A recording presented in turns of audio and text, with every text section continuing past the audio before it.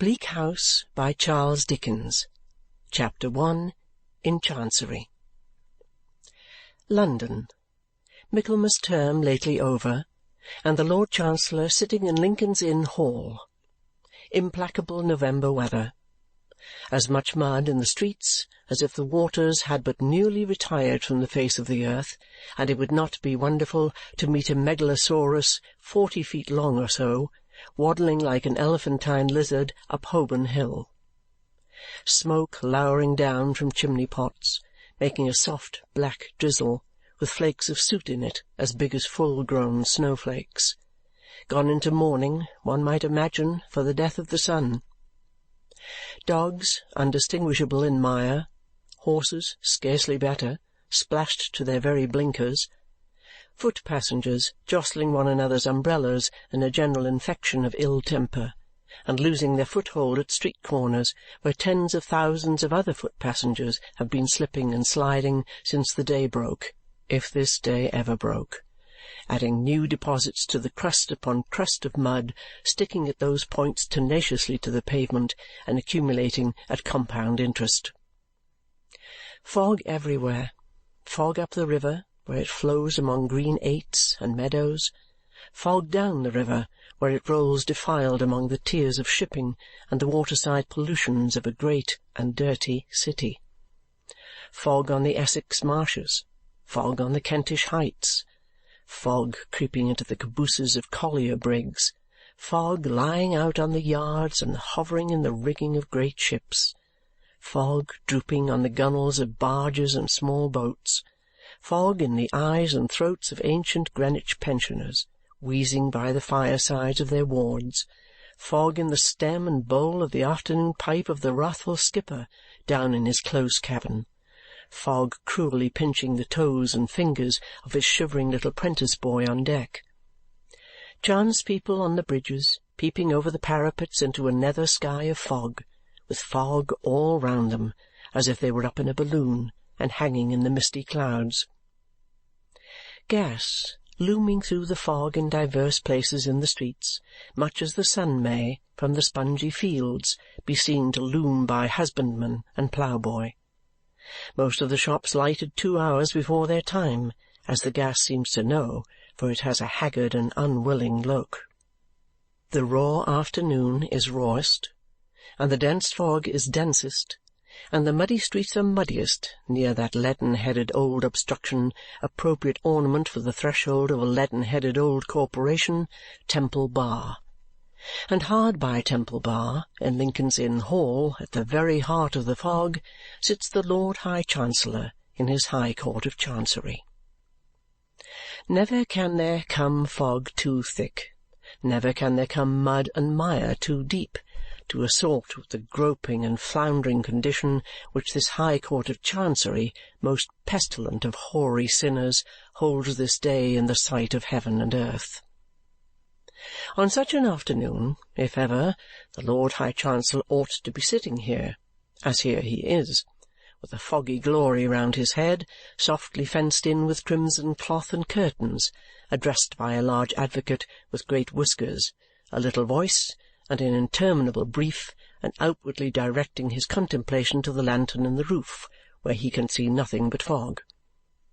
On such an afternoon some score of members of the High Court of Chancery Bar ought to be, as here they are, mistily engaged in one of the 10,000 stages of an endless cause, tripping one another up on slippery precedents, groping knee-deep in technicalities, running their goat-hair and horsehair warded heads against walls of words, and making a pretence of equity with serious faces, as players might. On such an afternoon the various solicitors in the cause, some 2 or 3 of whom have inherited it from their fathers, who made a fortune by it, ought to be, as are they not, ranged in a line in a long matted well, but you might look in vain for truth at the bottom of it. Between the registrar's red table and the silk gowns, with bills, cross-bills, answers, rejoinders, injunctions, affidavits, issues, references to masters, masters' reports, mountains of costly nonsense piled before them. Well may the court be dim, with wasting candles here and there. Well may the fog hang heavy in it, as if it would never get out. Well may the stained-glass windows lose their colour and admit no light of day into the place. Well may the uninitiated from the streets, who peep in through the glass panes of the door, be deterred from entrance by its owlish aspect, and by the drawl languidly echoing to the roof from the padded days where the Lord High Chancellor looks into the lantern that has no light in it, and where the attendant wigs are all stuck in a fog-bank.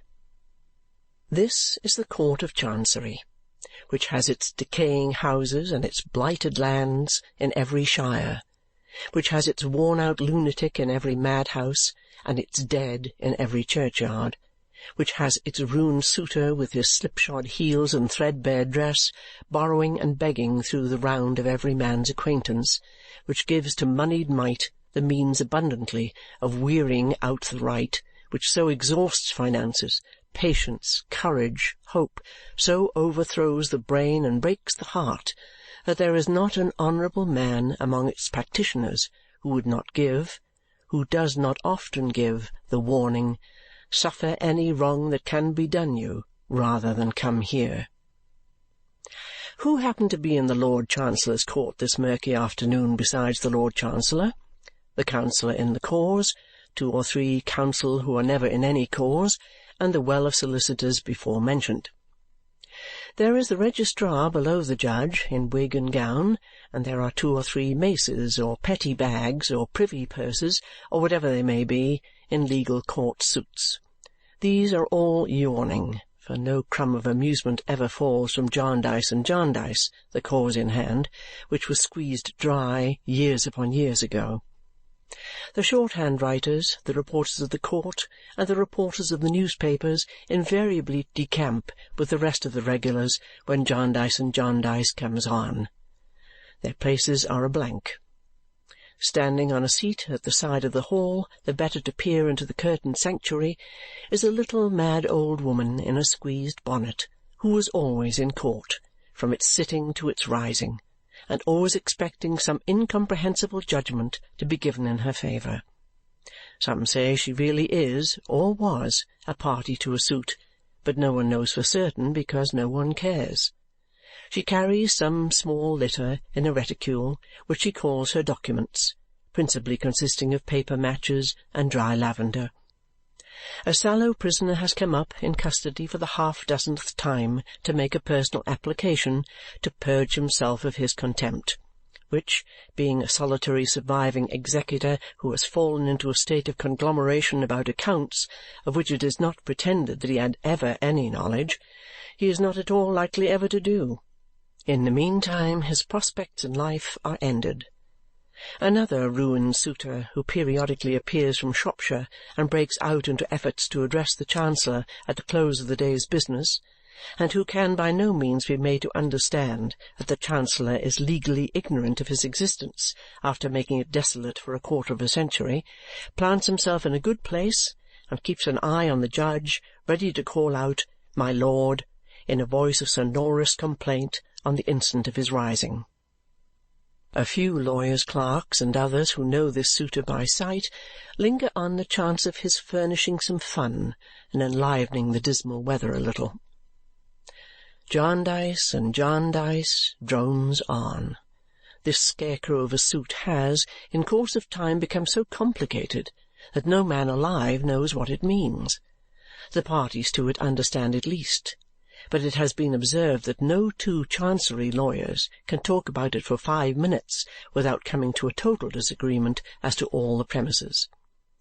Innumerable children have been born into the cause, innumerable young people have married into it, innumerable old people have died out of it. Scores of persons have deliriously found themselves made parties in Jarndyce and Jarndyce without knowing how or why. Whole families have inherited legendary hatreds with the suit. The little plaintiff or defendant, who was promised a new rocking-horse when Jarndyce and Jarndyce should be settled, has grown up, possessed himself of a real horse, and trotted away into the other world. Fair wards of court have faded into mothers and grandmothers. A long procession of chancellors has come in and gone out. The legion of bills in the suit have been transformed into mere bills of mortality. There are not 3 Jarndyces left upon the earth, perhaps, since old Tom Jarndyce, in despair, blew his brains out at a coffee-house in Chancery Lane. But Jarndyce and Jarndyce still drags its dreary length before the court, perennially hopeless. Jarndyce and Jarndyce has passed into a joke. That is the only good that has ever come of it. It has been death to many, but it is a joke in the profession. Every master in Chancery has had a reference out of it. Every Chancellor was in it for somebody or other when he was counsel at the bar. Good things have been said about it by blue-nosed, bulbous-shoed old benchers in select port-wine committee after dinner in hall. Article clerks have been in the habit of fleshing their legal wit upon it. The last Lord Chancellor handled it neatly, when, correcting Mr. Blowers, the eminent silk gown, who said that such a thing might happen when the sky rained potatoes, he observed, "Or when we get through Jarndyce and Jarndyce, Mr. Blowers," a pleasantry that particularly tickled the maces, bags, and purses. How many people out of the suit Jarndyce and Jarndyce has stretched forth its unwholesome hand to spoil and corrupt would be a very wide question.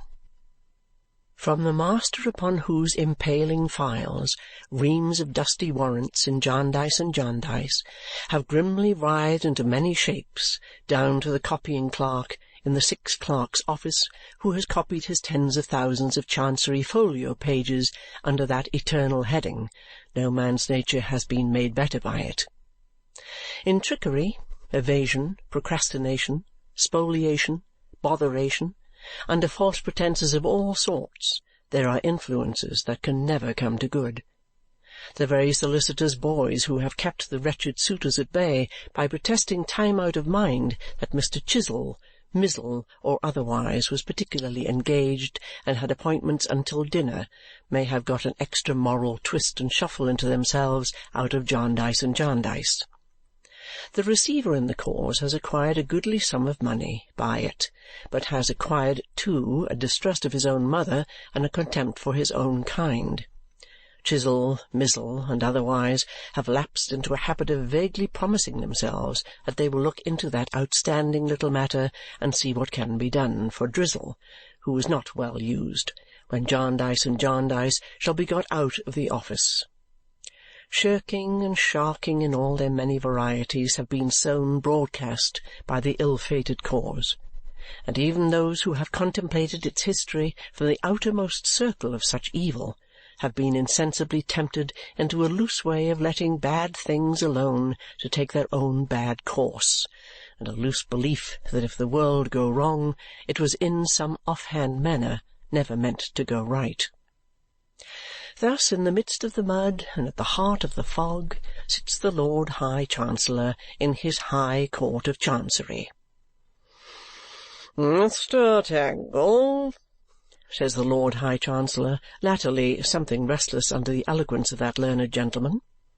"My lord," says Mr. Tangle. Mr. Tangle knows more of Jarndyce and Jarndyce than anybody. He is famous for it, supposed never to have read anything else since he left school. "Have you nearly concluded your argument?" "My lord, no. Variety of points. Feel it my duty to submit, lordship," is the reply that slides out of Mr. Tangle. "Several members of the bar are still to be heard, I believe," says the Chancellor with a slight smile.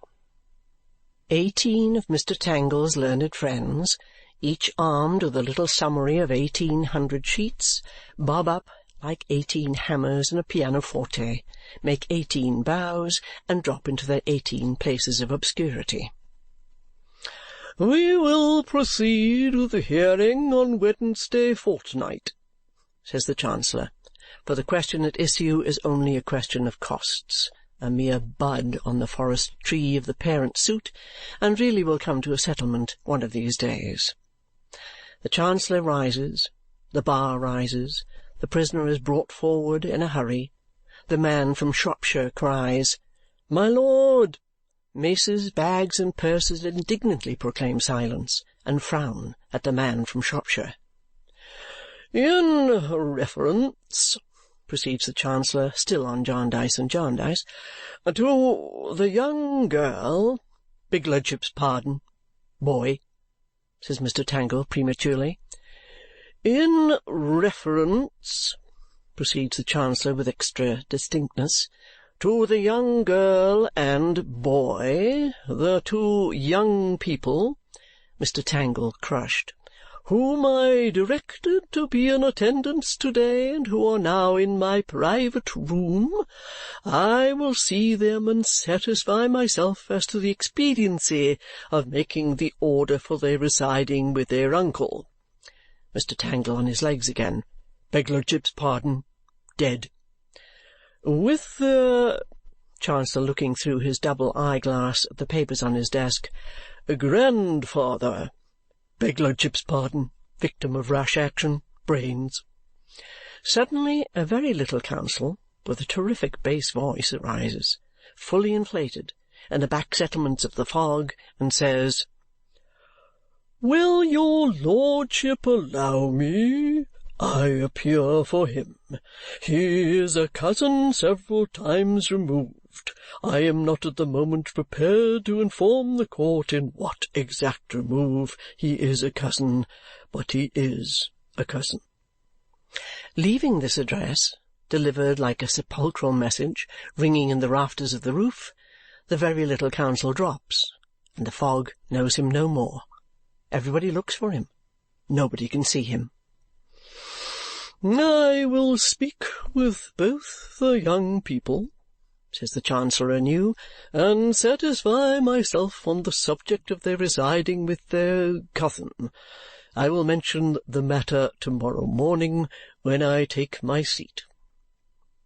The Chancellor is about to bow to the bar when the prisoner is presented.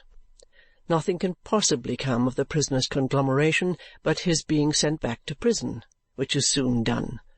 The man from Shropshire ventures another remonstrative "My lord," but the Chancellor, being aware of him, has dexterously vanished. Everybody else quickly vanishes too. A battery of blue bags is loaded with heavy charges of papers and carried off by clerks. The little mad old woman marches off with her documents. The empty court is locked up. If all the injustice it has committed and all the misery it has caused could only be locked up with it, and the whole burnt away in a great funeral pyre, why, so much the better for other parties than the parties in Jarndyce and Jarndyce. End of chapter 1.